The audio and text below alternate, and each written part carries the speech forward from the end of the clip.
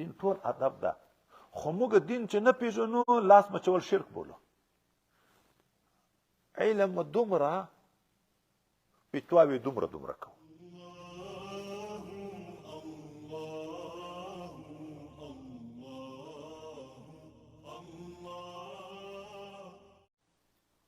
اوس یوه عجبه واقعه، حضرت عبدالله ابن عباس رضی الله تعالی عنهما چې د نبی علیه السلام د اکا زوی ده، رسول الله صلی الله علیه وسلم چې دنیا نه تلو دی خو کشر و، قول مختار دا و چې 14 کاله و. د عام علم د صحابهو نه حاصل کړی. یو د ده د علم دا خبره ته فکر وکړو، دی به د انصارو مبارکینو لکه د حضرت زید کور ته ورغی چې دی خو کاتب د وحی د رسول الله صلی الله علیه وسلم و چې زه د ده نه څه زده کړم. خو دروازې ته به ناست و، دروازه یې ټکوله نه. 1 ګنټه که 2 ګنټې به یې هلته انتظار کوه. کله به چې هغه د کور نه راووت، دی به چې ولیده څه وخت راغلی یې؟ مثلا سهار په 8 بجې راغلی یم، اوس 10 دي. نو ولې د نبي علیه السلام د اکا زویه ولې ما ته حال نه رالیږو، دروازه دې ولې نه راټکوله؟ ده ورته ویلي موږ ته نبي علیه السلام ادب د استادانو دا ښوولی ده چې تاسې به دروازې نه وټکوئ. ولو انهم صبروا حتى تخرج اليهم لكان خيرا لهم. ده کنه ده ان الذين ينادونك من وراء الحجرات اکثرهم لا يعقلون. دي کنه موږ ته ادب دا راښوول شوی ده چې د استاد د مصروفیت په لحاظ ساتو، دی به د کاره نه باسو، انتظار به کوو. یو دوم، دلته حضرت زید سپریږي په آس باندې، حضرت عبدالله ابن عباس رضی الله عنه د آس رکاب ورته وینیو. د نسب شرافت مخکې موږ تاسو ویلي چې په اسلام کې ډېر قدر ده د نسب. هغه ورته ته خو د رسول الله د اکا زوی یې، ته څنګه ماته آس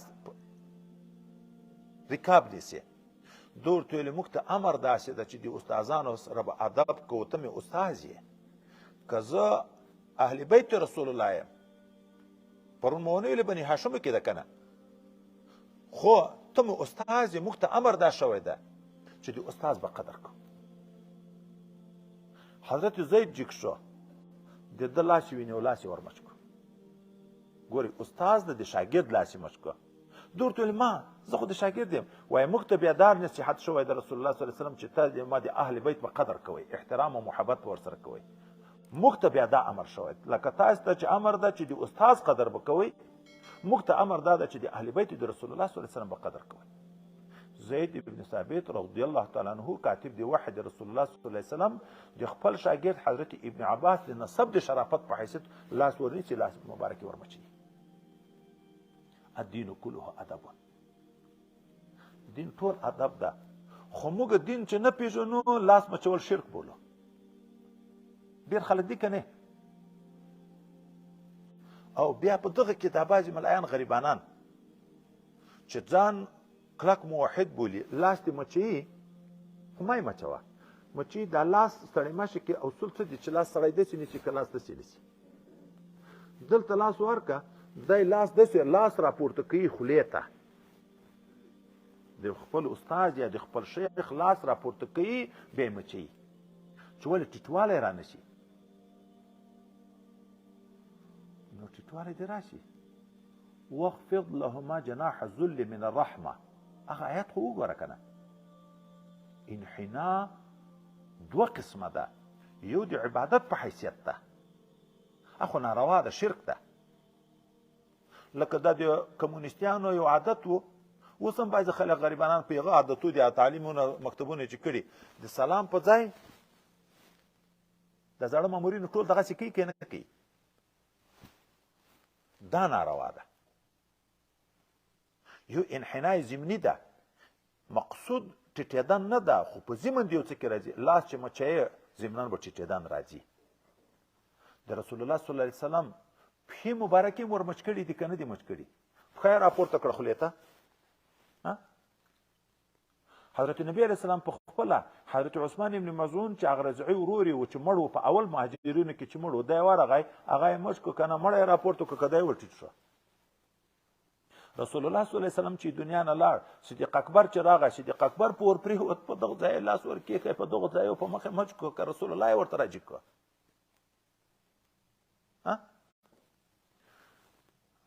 علم دومره فتواوې دومره کوو.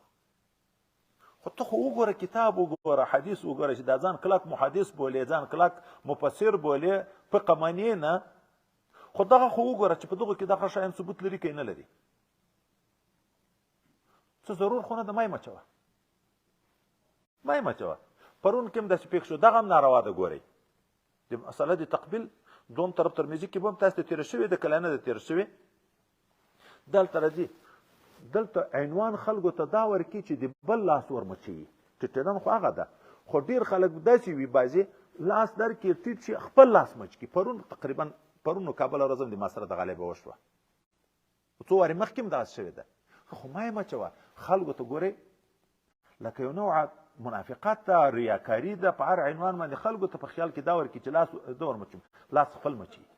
دا هم وایي بدعت ده، دغه ثبوت نشته. خو مچول د بل د لاس ثابت دي، مچول ثابت دي، د بل د لاس ثابت دي.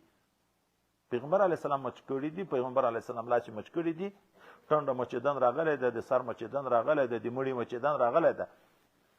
نو حضرت زید د حضرت ابن عباس قدر کوي چې موږ ته بیا رسول الله دا ویلی دي چې د ما د اهل بیتو قدر کوی. نو د خپل شاګرد لاس یې ورمچ کړه.